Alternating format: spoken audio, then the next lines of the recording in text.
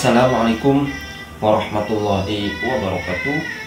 Hamdan wa syukran lillah, Allahumma sholli ala Muhammad wa ala ali Muhammad. Akhirnya Menteri Agama akan bicara tentang polemik nasab ini, yang mana beliau menyatakan bahwa seseorang yang keturunan Nabi Muhammad SAW pasti mempunyai dampak positif untuk lingkungan, baik dari sifatnya maupun pengaruhnya di lingkungan itu ya, Bapak Ibu. Nanti mohon dengarkan penjelasan beliau ya. Dan nasab itu bukan jaminan orang itu lebih baik gitu ya intinya ya. Dan nanti ada Habib Bahar bin Smith ya, terbaru kemarin ceramahnya ya, yang mana nanti bisa dinilai sendiri ya di akhir tahun 2024. Oke, kita ke videonya setelah yang satu ini.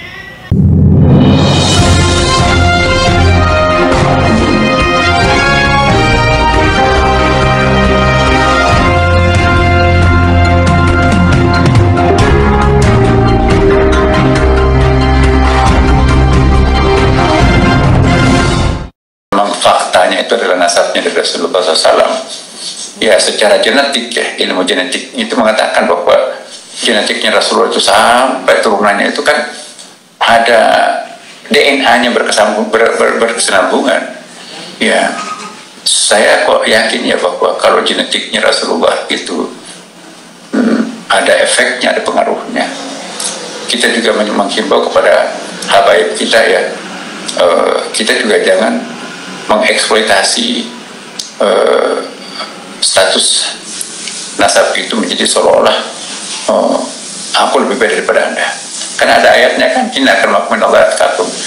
Ya, lafaz dari Arabiyin, tidak ada keutamaan orang Arab di antara yang lain ya kan. Jadi bagi kita semuanya di sini, kita hormati orang siapa yang spiritualitasnya itu mirip dekat dengan Rasulullah. Saya, Bang Roma, saya pribadi tidak ada nasabnya langsung dengan Rasulullah, tapi saya ingin sekali nasab spiritualitas saya itu dekat dengan Rasulullah. Apa artinya nasab biologisnya dekat? Tapi kalau perilaku kita seperti Abu Jahal, Abu Lahab, tabat yada Abi Lahabin wa tab.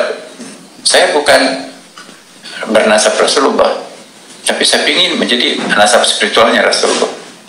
Kan dalam Quran juga ada kan, Kanaan itu anak, jangankan nasabnya, anak biologisnya Nabi Nuh ya. Sementara yang naik di perahunya itu hanya nasab spiritualnya yang naik di perahu kan. Ayo anakku naiklah di atas perahu. Apa kata Quran? Innahu laisa min ahlika. Itu anak biologismu, tapi sesungguhnya laisa min ahlika itu bukan nasab spiritual. Malah yang selamat itu kan adalah nasab spiritual itu. Ya kan? Jadi anak kandung sendiri itu tenggelam. Yang selamat itu adalah nasab spiritual itu. Nah, ini mengingatkan kita kebenaran ayat ya, inna akramakum indallahi atqakum. Nah, itu. Baik Prof, jadi memang yang Prof katakan tadi, sadaqallahul azim wa sadaqar rasulul karim. Kebijakan Prabowo yang menguntungkan rakyat akan didukung oleh rakyat. Betul, betul. Tetapi kalau sampai Prabowo dan kabinetnya, pemerintahannya membuat kebijakan-kebijakan yang menyengsarakan rakyat, melaporkan rakyat, menderitakan rakyat, saya akan pimpin rakyat untuk melawan mereka, berjuang sampai titik darah penghabisan, saudara. Allahu Akbar. Siap lawan korupsi, siap lawan koruptor, siap lawan pengkhianat bangsa, siap hancur demi negara, siap mati demi merah putih. Allahu Akbar. Mereka Allahu Akbar. Shibran bi shibrin wa dhira'an bi dhira'in hatta law dakhalu fi hujri dhab lattaba'tumuhum. Qulna ya Rasulullah al-yahud wan nasara, qala faman. Nabi Muhammad SAW beliau bersabda, sungguh suatu saat nanti akan ada umat setelah kalian mereka akan mengikuti golongan-golongan dan kelompok-kelompok umat sebelum mereka. Shibron bi shibrin wa dhira'an bi dhira'in. Mereka ikuti kelompok dan umat sebelum mereka, sejengkal demi sejengkal, selangkah demi selangkah. Mereka ikuti umat-umat sebelum mereka. Hatta lau dakhalu fi hujrid dhab, sekalipun umat sebelum mereka masuk di dalam lubang dhab, lattaba'tumuhum, sungguh mereka akan ikut masuk dalam lubang dhab. Dhab itu sejenis biawak, cuma bukan biawak. Kalau biawak warrol, dhab itu kadal gurun, saudara-saudara, yang belakangnya ada duri-durinya, warnanya kuning. Kalau warrol, kalau biawak warnanya coklat. Kalau dhab itu halal dimakan karena ada takrir dari Nabi. Kalau biawak haram dimakan. Jadi beda antara dhab dengan warrol. Nah, saudara-saudara, kemudian ada sahabat yang bertanya, "Qulna ya Rasulullah al-yahud wa nasara." Ya Rasulullah, apakah kelompok dan umat sebelum mereka, maksudnya sebelum kita itu adalah orang-orang Yahudi dan orang Nasrani? Kala faman, Rasulullah, siapa lagi kalau bukan mereka? Nah, saudara-saudara, malam tahun baru besok bukanlah malam tahun baru kita umat Islam. Itu adalah malam tahun baru orang-orang sebelum kita, umat sebelum mereka. Akan tetapi di Indonesia yang paling banyak merayakan malam tahun baru, yang paling banyak merayakan hari Valentine, lihat malam tahun baru, yang paling banyak keluar, yang paling banyak maksiat, mabok-mabokan, istahalla zina wa istibahal khumur wa darubu bil ma'azif. Mereka zina seperti perbuatan yang halal, mereka halalkan zina, khamr mereka perbolehkan seakan-akan itu bukan hal yang tabu, bukan hal yang haram. Mereka memainkan musik-musik yang membuat lupa dan lalai kepada Allah. Mereka ikuti kelompok-kelompok sebelum mereka. Nah, yang paling banyak nanti besok bermaksiat, melacur, yang berjudi, yang khamr, yang narkoba, yang mabok-mabokan di Indonesia bukan putra-putri Kristen, bukan putra-putri Buddha, bukan putra-putri Hindu, tetapi putra-putri kita umat Islam yang paling banyak besok akan berbuat maksiat, berbuat dosa di tanah Indonesia, merayakan tahun baru yang bukan tahun baru Islam, saudara-saudara. Ini kenyataan. Maka yang dalam Al-Quran Allah mengatakan, walan tarda angkal yahud walan nasara hatta tattabi'a millatahum. Allah nggak bilang hatta tattabi'a dinahum. Yahudi, Nasrani tidak akan ridha kepada kalian sehingga kalian mengikuti ajaran mereka. Allah nak bilang sehingga kalian mengikuti agama mereka, karena bagi para musuh-musuh Allah kita tak harus masuk ke dalam mereka, bertasyabuh, menyerupai, mengikuti ajaran mereka, adat istiadat mereka, budaya orang kafir, adat istiadat orang-orang kafir. Man tasyabbaha biqaumin fahuwa minhum. Siapa yang menyerupai suatu kaum, maka dia sama dengan kaum tersebut. Oleh karena wasiat saya pertama bagi orang tua, tahan putra putri kalian. Sekalipun besok mau pergi, pergilah ke majelis taklim di Jakarta. Besok kayak Munawir Asli bikin acara istighosah, isti'anah seperti sekarang. Tadi saya di mobil menyimak semua yang telah disampaikan oleh guru kita, bahwasanya dengan adanya puncak berzikir ini bukan berarti merayakan tahun baru, tetapi kita beristighosah, beristi'anah, memohon kepada Allah agar Allah memberikan ampunan, penjagaan di puncak ini, yang dimana di sini paling banyak tempat berkumpul orang berbuat dosa dan berbuat maksiat kepada Allah. Karena jikalau beberapa orang telah dulu, Sayyidatuna Aisyah yang tadi dibilang saya katakan itu, idza istahalla zina wa istibahal khumur wa darabu bil ma'azif, itu sahabat nanya kepada Sayyidatuna Aisyah, wahai Aisyah, kabarkan kepada kami apa penyebabnya gempa bumi. Cianjur dekat dari puncak, saudara-saudara. Kemarin ada gempa bumi di Cianjur. Dijelaskan Sayyidatuna Aisyah, tidaklah akan terjadi gempa bumi zalzal. Gempa bumi tidak akan terjadi kalau tidak orang-orang mereka menghalalkan minuman keras. Istibahal khumur, istibah itu menganggap minuman keras perkara yang biasa.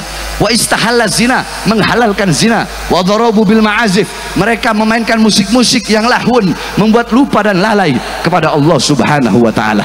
Yang terakhir, saudara-saudara, tadi guru kita menjelaskan tentang bagaimana musyawarah. Saya dengarkan dalam mobil.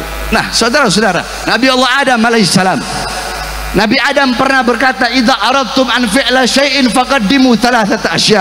Hei umatku, hei anak cucuku, hei sekalian manusia, kalau kalian mau melakukan perkara apapun, hal apapun, sebelum melakukan hal itu, perbuatan itu, perkara itu, hendaklah dahulukan 3 perkara. Salah satunya istasyirul akhyar, bermusyawarahlah dengan orang-orang soleh, bermusyawarahlah dengan orang-orang baik. Sebab andaikan dulu aku bermusyawarah dengan malaikat di dalam memakan buah khuldi, pasti malaikat akan memberikan petunjuk kepadaku, ijtihadnya, ra'i pandangannya, jangan aku makan, karena itu bisa membuat aku keluar dari sorga. Sayangnya dulu aku tidak bermusyawarah dengan malaikat. Jadi begitu pentingnya musyawarah. Yang ketiga, tentang korupsi. Saudara-saudara, saya dari dulu setelah ceramah masalah korupsi, kalau masalah korupsi ya imam, tidak ada tawar menawar. Bagi saya, siapapun yang korupsi, maka hukuman yang paling pantas adalah hukuman mati. Saudara-saudara, banyak sekarang ini pejabat-pejabat, anggota partai, elit-elit partai, sombong dengan partainya. Yang jenderal-jenderal punya pangkat jabatan, sombong dengan pangkat jabatannya, seakan-akan Indonesia negara milik mereka. Hei, saya sampaikan, Indonesia bukan milik partai politik manapun, bukan milik jenderal manapun. Indonesia bukan milik PDI, bukan milik Gerindra, betul? Bukan milik Golkar, betul? Bukan milik PKS, betul? Bukan milik PKB, betul? Bukan milik P3, betul? Apalagi, kalau saya gak sebut partainya, disangkanya saya orang partai itu lagi. Apalagi? Hah? Bukan milik Nasdem, betul? Apalagi? Bukan milik Berkarya, betul? Indonesia bukan milik Jokowi, bukan milik Prabowo, bukan milik Megawati, bukan milik Kapolri, bukan milik Panglima TNI. Indonesia bukan milik perusahaan-perusahaan asing, bukan milik tambang-tambang asing, tapi Indonesia adalah milik kita bersama, bangsa dan rakyat Indonesia. Saudara, Allahu Akbar. Maka saya sampaikan pada malam hari ini, wahai Prabowo dan kabinet menteri-menterinya, demi Allah, kami pemuda-pemudi Indonesia bersumpah, demi Allah, di Indonesia tidak ada sejengkal tanah pun bagi siapapun yang merampok dan merampas harta bangsa dan rakyat Indonesia. Saudara-saudara, Allahu Akbar. Saya tanya semua rakyat, apakah akan memberi walaupun sejengkal kepada para koruptor, kepada para pengkhianat bangsa, kepada pengkhianat bangsa, kepada partai politik manapun? Tidak ada. Jadi kalian semua jangan macam-macam. Sekali lagi saya bilang, saya cuma takut sama saya punya ibu dan sama saya punya pawang.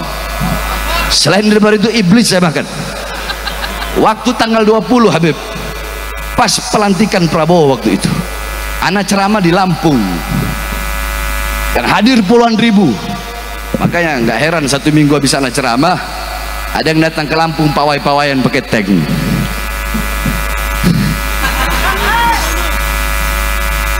Waktu itu 20 Oktober pas pelantikan presiden, orang-orang banyak saya lihat ngomong, wah kalau Prabowo jadi presiden, Habib Bahar nggak bakal berani ceramah keras-keras ini, nggak bakal berani bersuara ini. Tanggal 20-nya kemarin saya ceramah di Lampung pas pelantikan presiden lagi. Saya ceramah apa? Saya bilang, segala kebijakan-kebijakan Prabowo yang menguntungkan rakyat akan didukung oleh rakyat. Betul? Betul? Kebijakan-kebijakan pemerintah Prabowo yang menguntungkan rakyat, yang pro kepada rakyat, khususnya rakyat kecil, rakyat susah, rakyat yang kelaparan, pengangguran, maka kebijakan yang menguntungkan rakyat itu akan kami dukung. Betul? Betul? Terus saya sampaikan lagi, ada ujungnya itu. Apa ujungnya? Tetapi kalau sampai Prabowo dan kabinetnya, pemerintahannya membuat kebijakan-kebijakan yang menyengsarakan rakyat, melaporkan rakyat, menderitakan rakyat, saya akan pimpin rakyat untuk melawan mereka, berjuang sampai titik darah penghabisan. Saudara, Allahu Akbar. Siap lawan korupsi, siap lawan koruptor, siap lawan pengkhianat bangsa, siap hancur demi negara, siap mati demi merah putih. Allahu Akbar. mereka Allahu Akbar. Ini saya sampaikan semata-mata karena kecintaan kami kepada bangsa, rakyat, dan khususnya negara kesatuan Republik Indonesia. Ini saya dapat saya sampaikan, kurang lebihnya mohon maaf walafu minkum, karena saya datang kemari bukan untuk berceramah tapi ingin mendengar, dan saya rindu kepada imam besar karena sudah lama tidak berjumpa. Kemarin sakit, jadi reuni 212 nggak sempat datang. Terus ya, makan alhamdulillah, syukurlah. Allahumma sholli ala sayyidina Muhammad wa ala ali sayyidina Muhammad. Ya, kita tadi sudah menyimak ya, mendengarkan bahwa Menteri Agama Profesor Kiai Haji Nasruddin ya mengatakan bahwa ya nasab yang tersambung kepada Nabi Muhammad yang mempunyai efek atau daya tarik positif ya Bapak Ibu, bisa membawa dampak ya rahmatan lil alamin, intinya seperti itu. Dan tadi juga beliau menyatakan bahwa nasab juga bukan jaminan seseorang yang mulia gitu ya. Dan kita juga tahu ya bahwa anaknya Nabi Nuh ya, anaknya Nabi Nuh juga beliau kan bernasab kepada Nabi Nuh. Tapi kalau ya kita nggak takwa, kita nggak taat, kita ya bermaksiat, ya sama aja bohong gitu ya, sama aja kita hina ya, kita ya jauh dari Tuhan ya. Sebaliknya ya, ketika kita taat ibadah dan menjalankan segala perintahnya, insya Allah ya kita menjadi mulia. Intinya seperti itu ya Bapak Ibu. Semoga kita semuanya ya bisa terus meningkatkan keimanan ketakwaan kita, amin ya Allah ya Rabbal. Khususnya saya pribadi ya Bapak Ibu, siapa sih yang gak pengen jadi nasab spiritualnya kepada Nabi Muhammad ya. Jadi tadi menurut Menteri Agama ya, kita pengen jadi mempunyai ketersambungan nasab spiritual kepada Nabi Muhammad SAW. Itu yang paling penting ya, menjalankan sunnahnya, menjalankan ajarannya. Itu semua kita bisa menjalankan semua perintah Nabi dan Tuhan kita, amin ya Allah, amin. Dan tadi juga Habib Bahar ya selama di akhir tahun ya mengingatkan bahwa jangan mengikuti sebuah kaum ya, dan resiko-resikonya sudah Habib Bahar jelaskan ya, seperti itu memang benar ya Bapak Ibu. Oke, itu dia video kali ini, semoga bisa menambah wawasan ya, semoga kita semuanya sehat selalu, amin ya Allah, amin. Terima kasih, sampai berjumpa di next video. Assalamualaikum warahmatullahi wabarakatuh.